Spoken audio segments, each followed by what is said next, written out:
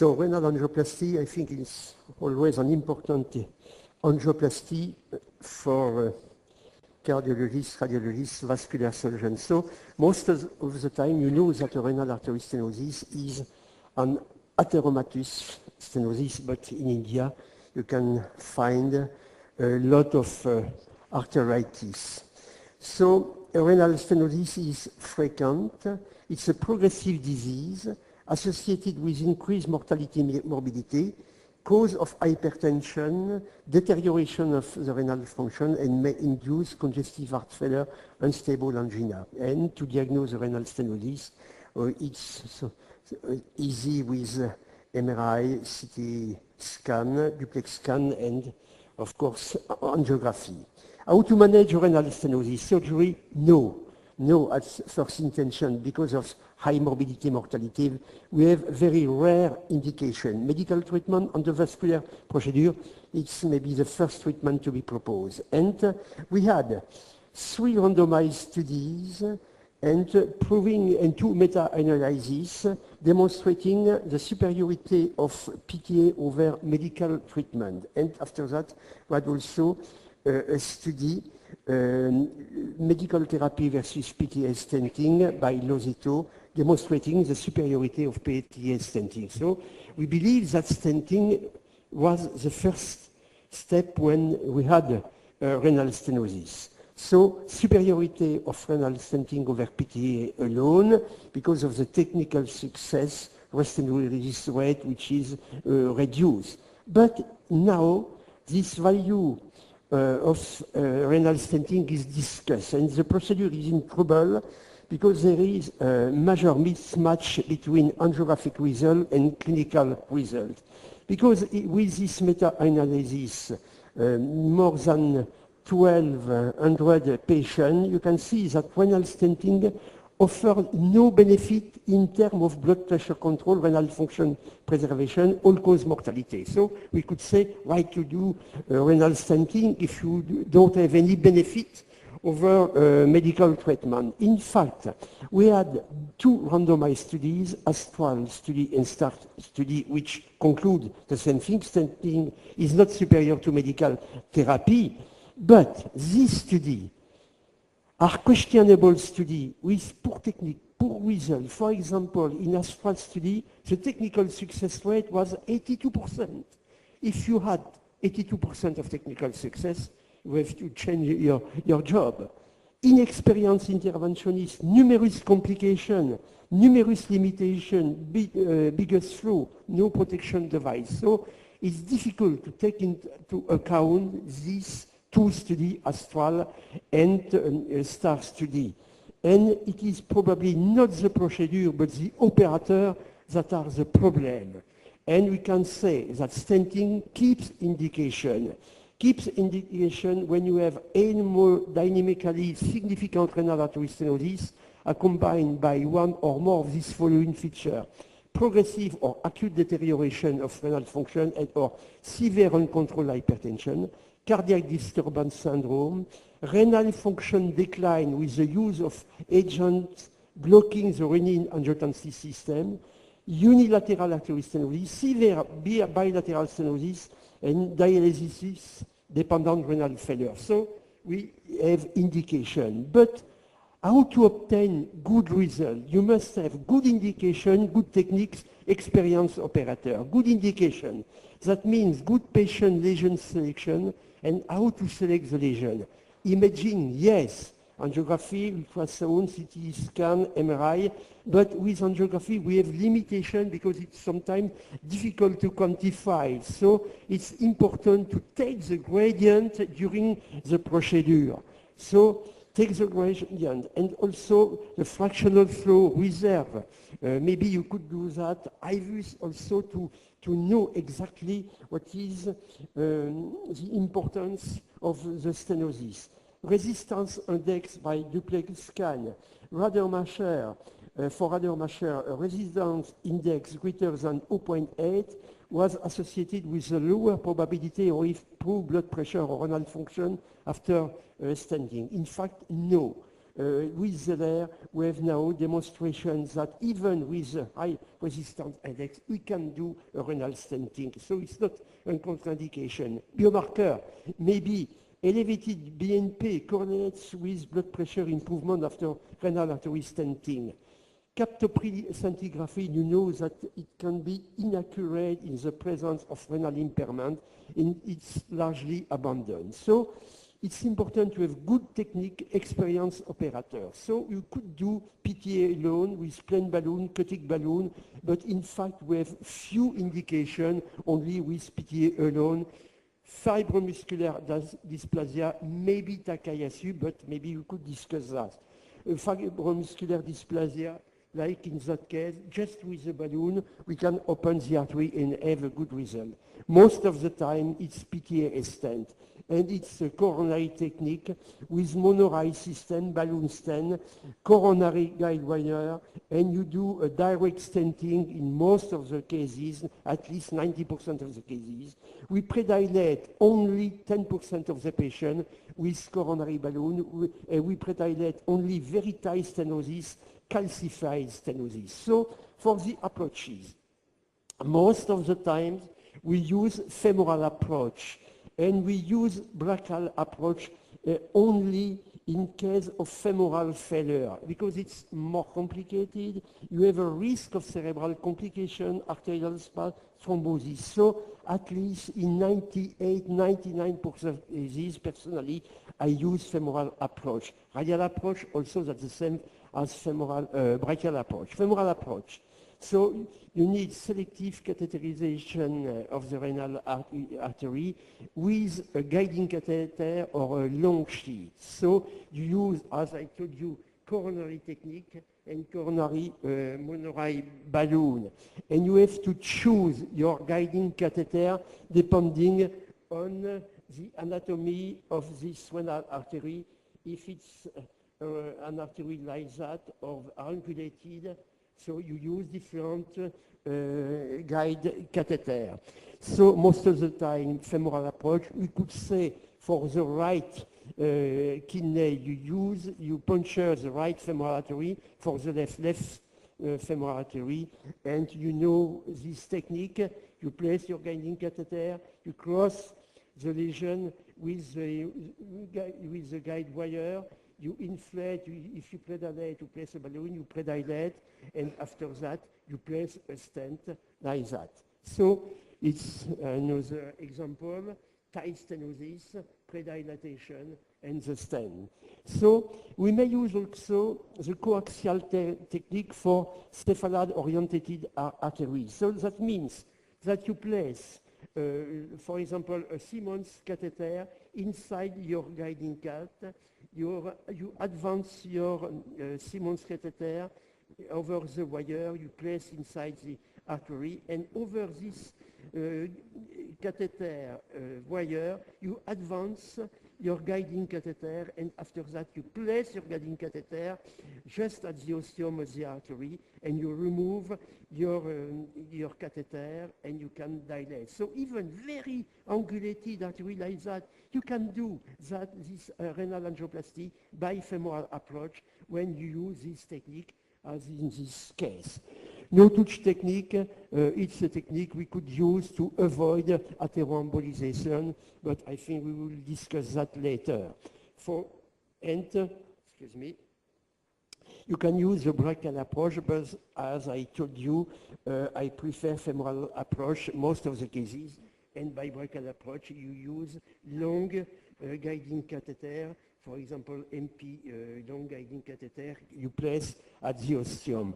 Brachial approach, long introducer, and coronary technique also. You can use this brachial approach when you have very, very tortuous iliac artery, or maybe some aneurysm if you don't want to traverse this aneurysm.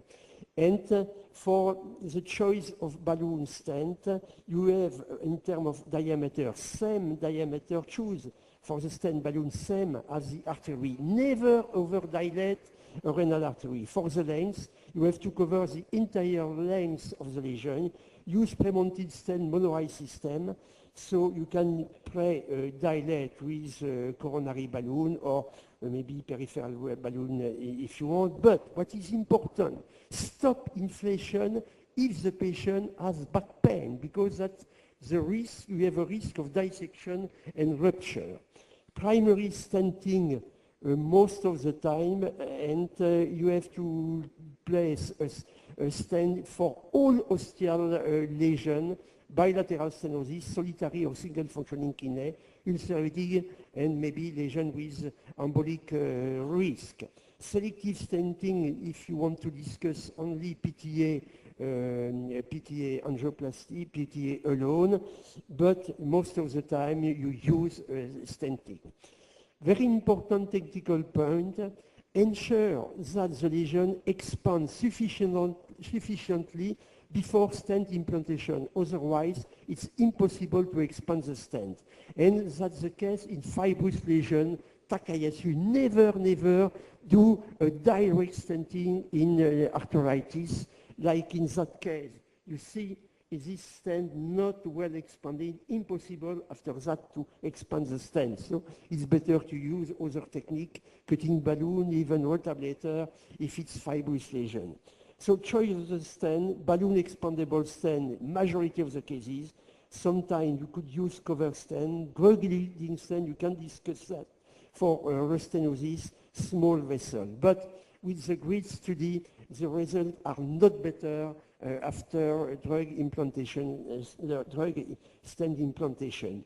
Place the stent, you cover the ostium, and maybe you can overdilate a little bit the ostium with a larger balloon. Maybe you can also use new technology, dedicated embolic protection device. We can discuss that later. I told you drug-eluting stent, cover stent, and this stent which is larger in this ostium part, and you can see this new stent you can implant in a renal artery. New atrium stent also, cover stent you can use also in renal, or maybe for the future, stent with micromesh here. So, specific techniques for specific lesion or indication for bilateral stenosis you can do at the same setting. Cutting balloon, rotablator, I told you, for very calcified lesion, impossible to dilate.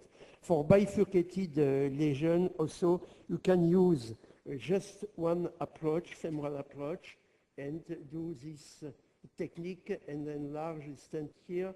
Or also, you can place two balloon, kissing technique balloon, kissing stent, or maybe two approaches, brachial, femoral, and open these two stenosis. Cutting balloon, I told you, I use once this cutting balloon for this stenosis, bifurcated stenosis, the low part, upper part with a nice result with this cutting balloon. Renal artery occlusion, limited indication, it's difficult, it could be dangerous, you may have some perforation and hematoma. So sometimes it's important to do that. What are the results? Technical success most of the time, good anatomical result, few complications, low stenosis rate, good long-term patency. And you can see in terms of complication in our series of maybe now 1,500 procedures, a complication rate less than 1%. And also the restenosis rate is very low in all series, and the restenosis you can treat with different techniques, balloon angioplasty, cutting balloon, laser, etc. And just to show you that Zeller published this data, and for restenosis rate, he had very good results with drug-eluting stent. But if you look at cutting balloon, for example, we have restenosis in all cases. So maybe that's indication for drug-eluting stent.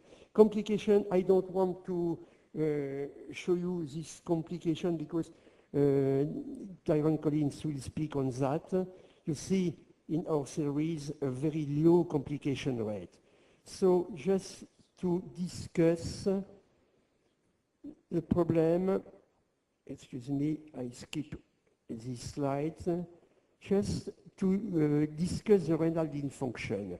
Because you know that after renal stenting, you have a deterioration of the renal function in 20 to 30% of the cases, even in patients with normal renal function. What is the cause? The cause is most of the time atheroembolism, which appear over after 3 to 8 weeks after the procedure. And how to prevent that? You can prevent that exactly the same as for carotid angioplasty with protection device. And when you use protection device, you see in our series, and with Percussurge balloon protection, we remove debris in all cases, and with filters in 80% of the cases. And with FiberNet, a new filter, we can see we remove 8,000 debris just after a renal stenting. You imagine what happens in your kidney with 8,000 debris. And in the literature, you can see several studies and demonstrating that after this technique, protection device, you decrease the renal function deterioration rate. And in our series, you can see more than 100, at least 200 cases now, the deterioration rate is only 5%, not 20, 30% of the cases. So, indication for this protection, maybe in the future, all atheromatous patients, at least now, selective indication, patient with renal insufficiency, bilateral renal stenosis, solitary or single functioning kidney, patient with disease aorta and renal ostia, elderly patient, maybe diabetics. Why to do renal stenting? Because you have to improve blood pressure, renal function, improve cardiac heart failure, reduce left ventricular hypertrophy, improve survival. So I want just to tell you that. And you can see that we can improve renal function after renal stenting in maybe 70, 80% of the cases. At least don't deteriorate the renal function. So, just to conclude, renal stenting is still indicated, but not for all patients. We can improve blood pressure and renal function in a lot of patients. But we need good specific indication, good patient and lesion selection, good technique, and with experienced operators, the technical success rate should be at least 98% of the cases, and the complication rate less than 1%. That means that in Astral study, the complication rate was 9%. That means inexperienced operators. So I repeat, we can't take account this study. A concern, the deterioration of the renal function after stenting and the role of protection device, at least at the present time and in the future, maybe exactly the same as for carotid angioplasty. Thank you for your attention. Yes, we can say that we don't cure a lot of hypertension for atheromatous disease. That means that you can improve or stabilize 70, 80% of the cases. And I have no time, but maybe this... How about renal function? For renal function, also we can stabilize or improve 70, 80% of the cases. Just to show you one slide, which is maybe interesting. This last study, Hercules study, and Michael Jaffe. Show the slide, please. You can show the slide. Just one slide. Yes. Michael Jaffe concluded one striking result of this Hercules study was a reduction in blood pressure we saw with Hercules in patients with uncontrolled hypertension, those who are not adequately managed with multiple blood pressure medication. So Michael Jaffe is not interventionalist, but he concludes that we can cure or stabilize a lot of patients. That's, I think, the answer with this new study. Dr. Henry, I have a question. Have you any experience with renal allografts, the transplanted kidneys and renal artery stenosis? Yes, I did. That is question number one. Question number two is most of these studies, the Astral study, of course that's ongoing, the Coral study and the Drastic, say there's no major difference between medical management of renal artery stenosis versus stenting. Yes. So I would like your comments on that. Yes, I did But not. first of all, on renal allograft stenosis. Yes, I did not a lot, but I did some. And if you want to preserve this kidney, you have to dilate and place a stent. Place a stent. If you use a filter device, what size do you What take size it? for? What size of the filter? For the filter. For the filter, that's a good question because we can't use any filter in a renal because a renal artery is 6. Yeah, 6, 7. The mean renal diameter is 6 millimeters. That means you can't use for a renal artery of 6 millimeters a PI filter, for example. You can use AngioGuard, you can use other large filter. Spider also. The problem of the filter is the landing zone. Because if you don't have enough landing zone, you can't use correctly a filter. If not, you place a filter in one branch, you can't protect the second one. If not, we have to use 2 filters, but it's costly. The best But we can use 2 filters. You can use 2 filters, yes, but it's not a coronary technique in that case. You have to use a peripheral technique with a large guiding catheter, but you can do that. The best filter for renal is the FiberNet, because What's it? FiberNet. It's distributed by Medtronic now. I'm sorry for the interruption, Mr. Chairman. We have run out of time for the discussion on this paper. Can we move on to the next presentation, please?